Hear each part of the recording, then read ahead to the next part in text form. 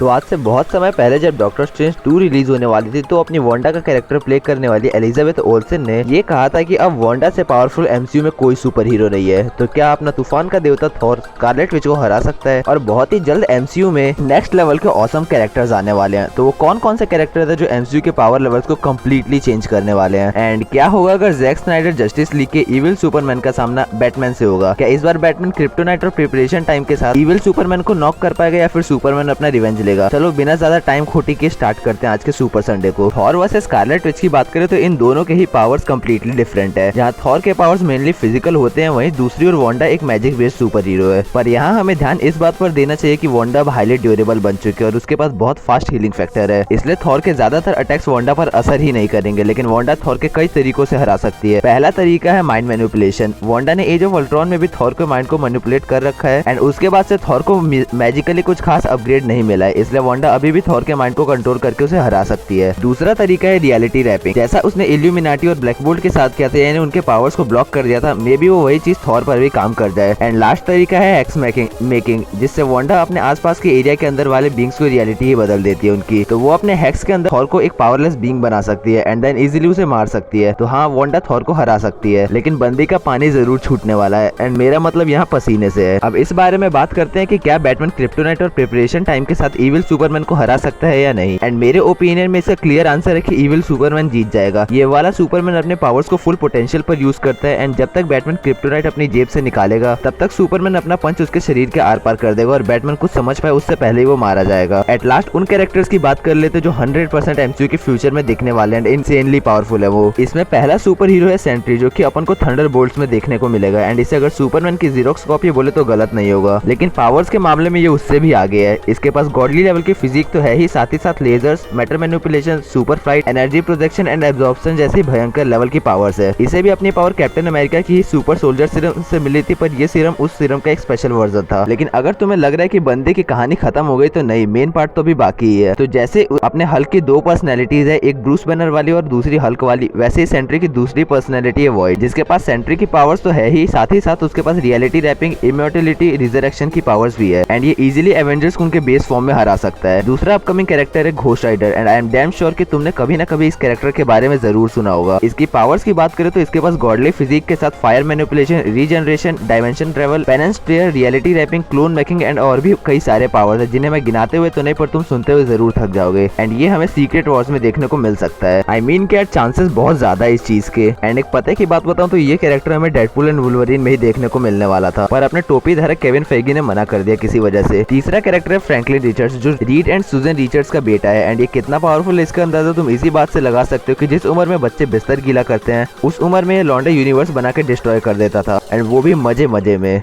आखिरी के दो कैरेक्टर्स है Galactus and silver surfer and ये दोनों मालिक नौकर कॉस्मिक एनर्जी का यूज करके ऑलमोस्ट कुछ भी कर सकते हैं। बस अगर सिल्वर सर्फर से उसका बोर्ड किसी तरह से छीन लिया जाए तो वो पावरलेस हो जाता है। एंड ऊपर के तीनों कैरेक्टर्स यानी फ्रैंकलिन रिचर्ड्स, गैलेक्टस और सिल्वर सर्फर हमें फैंटास्टिक फोर में देखने को मिलेंगे, जो कि बहुत ही जल्दी यानी अगले साल ही आने वाली है। अब तुम्हारे अकॉर्डिंग इस वीडियो की दोनों ही फाइट्स का विनर कौन होगा और इन अपकमिंग कैरेक्टर्स के अलावा कोई और कैरेक्टर तुम्हें पता है तो कमेंट कर सकते हो। बाकी कोई क्वेश्चन हो तो उसको भी कमेंट कर देना एंड वीडियो अच्छी लगी हो तो लाइक शेयर सब्सक्राइब करके बेल आइकन को भी दबा ही देना। थॉर वर्सेस सुपरमैन की कंप्लीट बैटल जानने के लिए पिन कमेंट में दिए गए लिंक पे क्लिक कर सकते हो। बाकी मैं मिलता हूँ अगले वीडियो में, बाय।